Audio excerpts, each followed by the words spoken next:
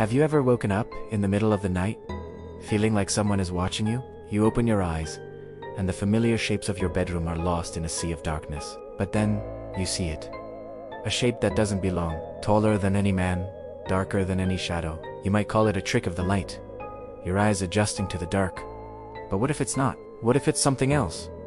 What if it's the Shadow Man? Across countless cultures and throughout history, people have reported seeing these dark, humanoid figures. They are often described as silhouettes, completely black, as if a hole has been torn in the fabric of reality itself. They don't have discernible faces, clothes, or features, except for one chilling detail that many witnesses report: glowing eyes. Sometimes red, sometimes white.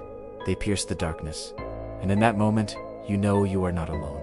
These entities are most commonly seen in the periphery, a fleeting glimpse that makes you turn your head, only to find nothing there. But some encounters are far more direct, far more terrifying. People have reported seeing them standing in doorways, at the foot of their beds, or emerging from the deepest corners of a room, like a closet left slightly ajar. One of the most common and frightening phenomena associated with the Shadow Man is sleep paralysis. Imagine waking up, completely conscious, but unable to move a muscle. You can't speak, you can't scream. You are trapped within your own body. And then, you see it. A tall, dark figure standing in your room, watching you. The feeling of pure, primal fear is overwhelming. Is this just a hallucination? A product of a brain caught between sleep and wakefulness? Or is it something more? Is this when we are most vulnerable? When the veil between our world and theirs is at its thinnest? Let's dive into some real accounts. A user on a paranormal forum shared their story. As a child, they would frequently see a tall, slender figure wearing what looked like an old-fashioned hat, standing in their hallway at night. It never moved.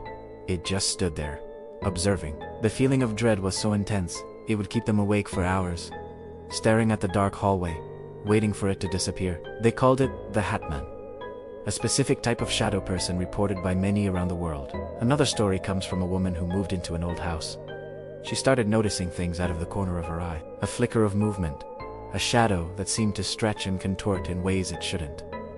One night, she woke up to find a dense, black mass hovering over her bed. It had no shape, just an amorphous cloud of pure darkness. She felt an intense pressure on her chest, a cold that seeped into her bones. She closed her eyes, praying for it to go away. When she finally found the courage to open them again, it was gone. But the coldness in that corner of the room remained for weeks. So, what are these shadow entities? There are many theories, ranging from the scientific to the deeply paranormal. Skeptics propose logical explanations. Hypnagogic hallucinations, the vivid, dreamlike visions that occur as you're falling asleep or waking up, are a primary candidate. Combine this with sleep paralysis, and you have a perfect recipe for a terrifying experience that feels incredibly real. Our brains are hardwired to recognize human shapes, a phenomenon called in a dark, low-visibility environment. Our mind might try to make sense of random shadows and patterns by forming them into a humanoid figure. But what about when multiple people witness the same entity at the same time? Or when these figures are captured on camera? This is where the explanations start to venture into the unknown. Some paranormal investigators believe shadow people are the spirits of the deceased, unable to fully manifest and appearing as dark silhouettes.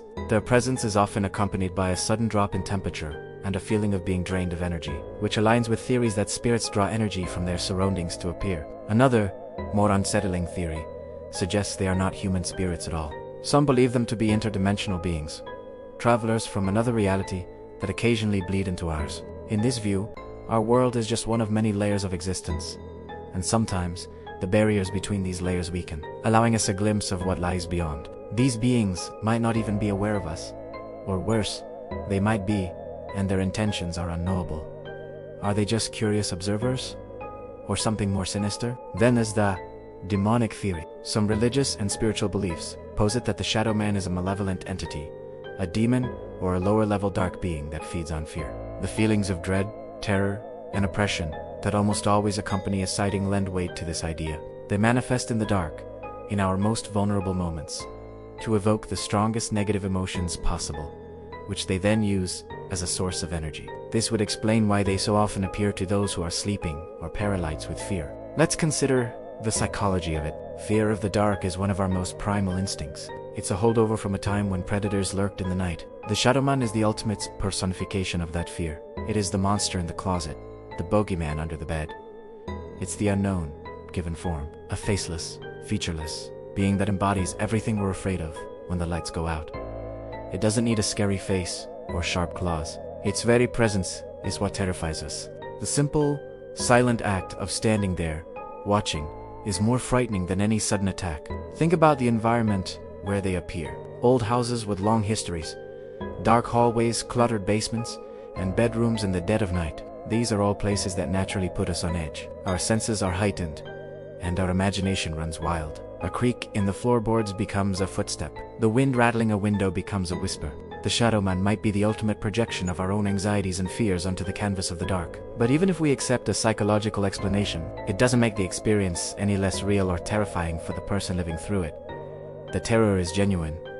The feeling of being watched is real. The memory of those glowing red eyes staring out from the darkness can stay with someone for a lifetime. So, how do you protect yourself?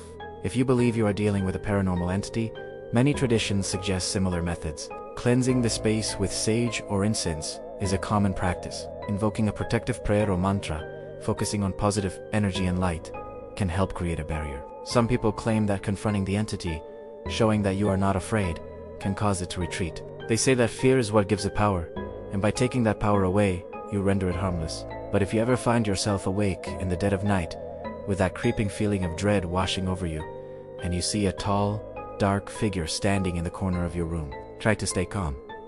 Remember what you've heard, and whatever you do, don't stare too long into its eyes. You might not like what you see staring back. What do you think? Have you ever seen the Shadow Man? Was it a dream? A trick of the light? Or something more? Share your stories and theories in the comments below. I'd love to hear what you think. Thanks for watching.